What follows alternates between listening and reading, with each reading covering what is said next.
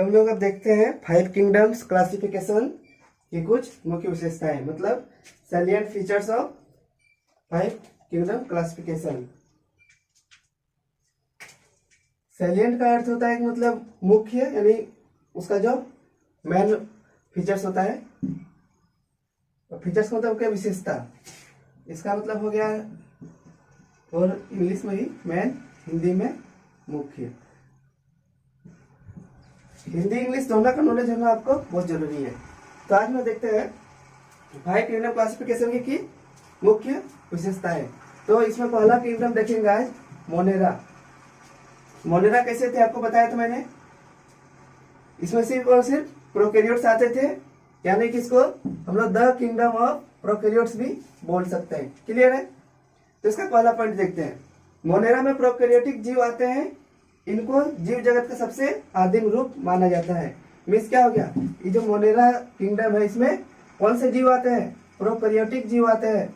आपको यदि अभी भी क्लियर नहीं हो रहा प्रोकैरियोटिक क्या है, यूकैरियोटिक क्या है, तो आप एक बार इस दोनों में डिफरेंस आप क्लियर कर लीजिएगा, क्योंकि क्लास 9 का चीज है ये। या फिर से बताना, मतलब टाइम कंज्यूमिंग पार्ट होगा वो, ऐसे मैंने हल्का फुल्का आइडिया दे ही दिया था। तो मोनेरा में प्रोकैरियोटिक जीव आते हैं, इनको जीव जगत का सबसे आदिम रूप माना जाता है। मतलब जहां से जीव की उत्पत्ति हुई उसमें से सबसे पुराना रूप यह मोनेरा को माना जाता है। आदिम का इंग्लिश होता है प्रिमिटिव। क्लियर है। इनमें सेल वॉल पाई जाती है, मतलब इसमें कोशिका भित्ति होती है जिसमें सेल्यूलोज के अलावा पेप्टिडोग्लाइकेन और पॉलीसेकेराइड्स होते हैं।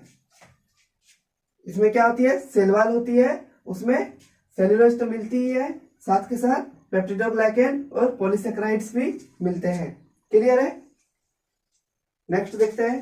कोशिका एक लिफाफे नुमा संरचना जैसी होती है, अर्थात प्रोटोप्लास्ट प्लाज्मा मेम्ब्रेन द्वारा घिरी होती है, परंतु आंतरिक कोष्ठकीय विभेदन अनुपस्थित होता है।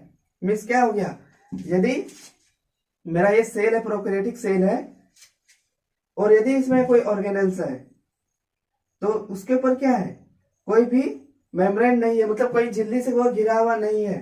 जैसे यहाँ का केंद्रक ही हो गया, तो वो भी ऐसे ही है, मतलब कोई भी कोशिकांग है तो वो मतलब बिना किसी झिल्ली के, बिना किसी मेम्ब्रेन के है।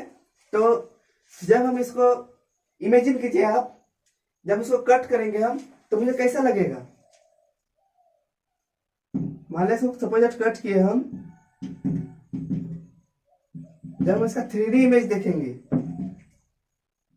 3D इमेज बोर्ड पे होना थोड़ा मुश्किल है।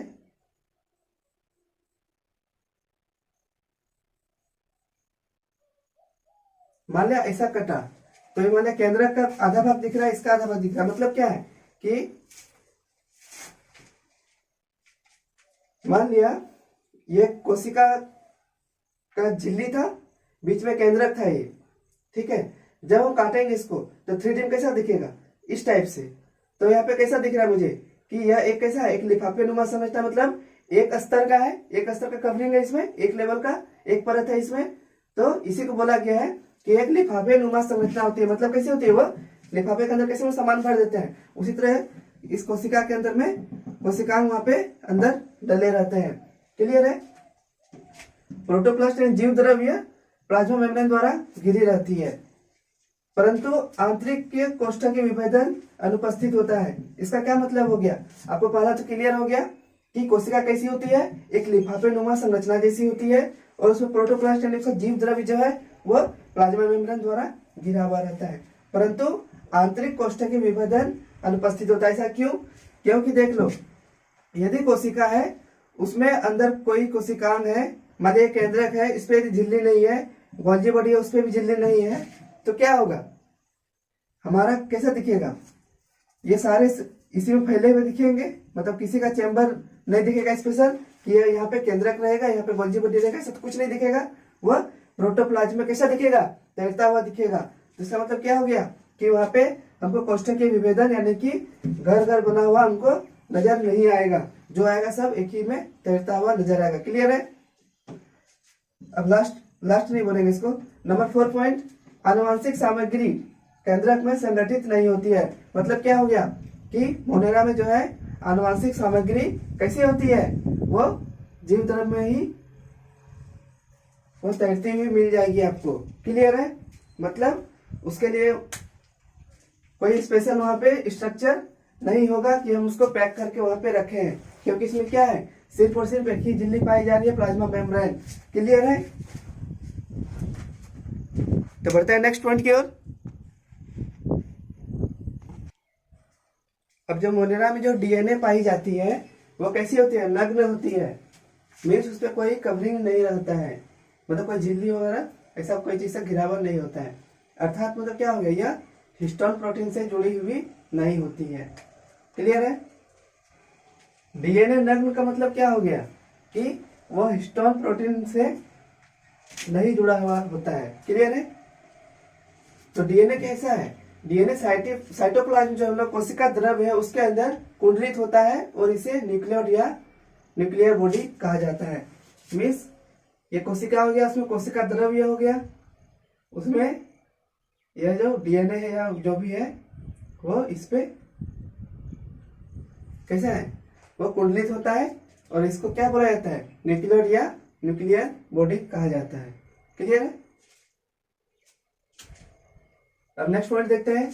उनमें झिल्ली युक्त कोशिकांग जैसे कि mitochondria, plastids, endoplasmic reticulum, Golgi body की कमी होती है। मतलब उनमें झिल्ली युक्त कोशिकांग की कमी होती है। उसमें किसी भी कोशिकांग के अंदर क्या होगा, उसका अपना झिल्ली नहीं होगा। क्लियर है? नेक्स्ट पॉइंट देखते हैं। उनमें विभिन्न प्रकार की पोषण विधि जैसे मृतपोषी सेप्रोफाइटिक, परजीवी पैरासाइटिक, रसायन पोषी कीमोऑटोट्रोफिक और प्रकाशोपोषी लाइट ऑटोट्रोफ्स और सहजीवी मीन्स सिम्बायोटिक इत्यादि पोषण पाया जाता है। आपको मृत पोषी पता है, जो अपना पोषण का मृत जीवों से प्राप्त करे। परजीवी, पर का मतलब है दूसरा, अपने पोषण के लिए जो दूसरे पर निर्भर करे वो क्या होता है, परजीवी। मतलब अभी लोग आप लोग कैसे है, पैसे के लिए घर वाला पर निर्भर है, मतलब आप लोग पैसा के लिए क्या है, परजीवी है। अब रसायन पोषी, जो अपना भोजन रसायन की मदद से बनाए उसको रसायन स्वपोषी बोलेंगे। और प्रकाश स्वपोषी, जो प्रकाश ऊर्जा का उपयोग अपने भोजन में करे उसको प्रकाश स्वपोषी। और सहजीवी इत्यादि पोषण पाए। सहजीवी मतलब हम तुम्हारे लिए, तुम हमारे लिए। क्लियर है? मतलब जो लाइकेन लोग देखते हैं, लाइकेन आप लोगों ने पढ़ा होगा, उसमें क्या रहता है, कवक घर देता है शैवाल को रहने के लिए और शैवाल बदले में क्या देता है, उसको भोजन देता है। क्योंकि कवक के पास क्या है, क्लोरोफिल एब्सेंट है, मतलब वो भोजन नहीं बना सकता है। क्लियर है? तो ये दोनों यही गीत गाते हैं कि हम तुम्हारे लिए, तुम हमारे लिए। क्लियर है? सजीव संबंध इसे बोलते हैं। अब नेक्स्ट पॉइंट देखते हैं। यदि फ्लैजेला का हिंदी होता है कसाभिका। जिसको लग रहा हो कि नहीं थोड़ा बहुत हिंदी भी बताते चलिए, तो उसको मैं बता दूं, फ्लैजेला का अर्थ होता है कसाभिका। ऐसा सुनकर तो लग ही रहा होगा मन में कि इससे अच्छा तो मेरा इंग्लिश ही है। यदि फ्लैजिला उपस्थित है तो कैसा होगा, सिंगल स्ट्रैंडेड। स्ट्रैंड का मतलब होता है धागा, मतलब एक धागे नुमा, मतलब सिंगल धागा नुमा समझना होगा। जबकि यूकैरियोट्स में 11 मतलब 11 स्ट्रैंडेड फ्लैजेला पाई जाती है। क्लियर है? मान लिया हम लोग का मोनेरा है, कोई जीव है, उसमें कैसा होगा, फ्लैजेला जो है वो सिंगल स्ट्रैंडेड होगा, मतलब एकल तंतु जैसा होगा, ये सिंगल है। जबकि यही यूकैरियोट्स में क्या होगा, 11 स्टैंडर्ड के फॉर्म में होगा, जो कि 9+2 के फॉर्म में रहता है। क्लियर है? आगे जाएंगे तो वो चीज और क्लियर होते चलेगा जब हम उसमें डीपली घुसेंगे। क्लियर है? अभी बस आप इतना याद रखिए, फ्लैजिला किसको बोलेंगे, ये जो पीछे धागेनुमा संरचना है, ये किसमें मदद करती है, ये गति में मदद करती है। और इसी का छोटा भाई किसी जीव में छोटा छोटा रहता है, जो लंबा है वो फ्लैजेला मतलब उड़ चला। क्लियर है? और ये जहां छोटा छोटा रहता है उसको बोलते हैं सिलिया, पश्चमाभिका। सिलिया हमेशा मदद करेगा मतलब पकड़ने में, कहीं से चिपकने में, पकड़ने में, ऐसा समझ में। और फ्लैजेला उसको गति प्रदान करेगा। तो सिलिया और फ्लैजेला में अंतर पता चल गया। अब पॉइंट 9 देखते हैं। लैंगिक जनन, जिसमें कि मेरा लैंगिक जनन में क्या होता है, एक तो पूरा युग्मक निर्माण होगा, फिर उसका संयुग्मन होगा। यही ना होता है कि एक नर युग्मक और मादा युग्मक के बीच में संलयन होता है तब जाके युग्मनज बनता है। तो लेकिन यहाँ पे क्या देखते हैं कि मोनेरा में लैंगिक जनन अनुपस्थित होता है, मीन्स यहाँ लैंगिक जनन नहीं होता है। लेकिन कुछ मामला में अपवाद तो हर जगह रहता है। कुछ मामला में क्या होता है, जीन रिकॉम्बिनेशन, मीन्स जीन का पुनर्योजन देखा गया है। मतलब हम लोग का क्या होता है, जब हम लोग का गुणसूत्र विभाजन होता है तो ये जो डबल स्टैंडर्ड रहता है वो खुल जाता है। उसके बाद क्या होता है, जीन का वहां पे फिर से सेटिंग, मतलब एक नर युग्मक एक मादा युग्मक आता है, ठीक। तो यहाँ से एक इसका और यहाँ से एक इसका, उसके बाद क्या हुआ, दोनों का गुण आएगा इसमें, तभी तो जाके उसका जो संतति होता है उसमें दोनों का गुण आता है। ये ना बात है जी। तो यहाँ पे क्लियर है हम लोग। जैसे हम लोग आगे बढ़ेंगे तभी टेंशन ज्यादा नहीं लेना, जितना समझ में आए उतना ही लोड लो, माथा में लोड नहीं देने का। बढ़ते हैं नेक्स्ट पॉइंट की ओर।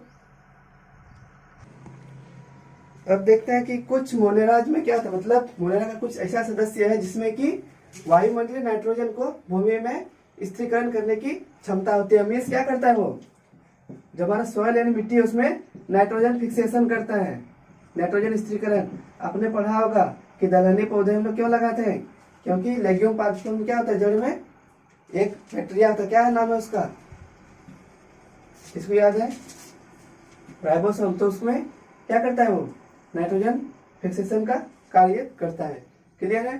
तो वही कुछ मोनेराज में क्या होता है, वायुमंडलीय नाइट्रोजन को भूमि में स्थिरीकरण करने की क्षमता होती है। मीन्स यदि नाइट्रोजन को क्या करेंगे, सॉइल में मिलाएंगे, सॉइल में यदि नाइट्रोजन क्या होगा, मेरा ज्यादा होगा तो उपजाऊ, वह मिट्टी कैसा होगा, उपजाऊ भी ज्यादा होगा। मतलब उसका उपजाऊ किस पर निर्भर करता है, नाइट्रोजन की सांद्रता पर। क्लियर है। अब देखो मोनेरा में कौन कौन से जीव आते हैं। पहला तुम्हारा बैक्टीरिया आता है, उसका साइनोबैक्टीरिया या इसको ब्लू ग्रीन एल्गी भी बोलते हैं, क्योंकि ये क्या करता है, ये खुद से खाना बनाता है। और माइकोप्लाज्मा, इसको हम लोग पादप जगत का जोकर भी बोलते हैं, पादप जगत का जोकर। क्लियर है। फिर एक्टिनोमाइसिटीज रिकेट्सिया। अब देखते हैं मोनेरा के सदस्य को हम लोग क्या बोलते हैं, मोनेरंस बोलते हैं, मोनेरंस। तो यहाँ पे हमारा किंगडम मोनेरा, किंगडम मोनेरा समाप्त हुआ। अब बढ़ते हैं नेक्स्ट किंगडम प्रोटिस्टा की ओर। ये 5 किंगडम अभी बायोलॉजिकल क्लासिफिकेशन में इंपॉर्टेंट रोल है, इसको याद करना है और अच्छे से याद करना है। यहाँ से बहुत सारे ऑब्जेक्टिव उठाए जा सकते हैं।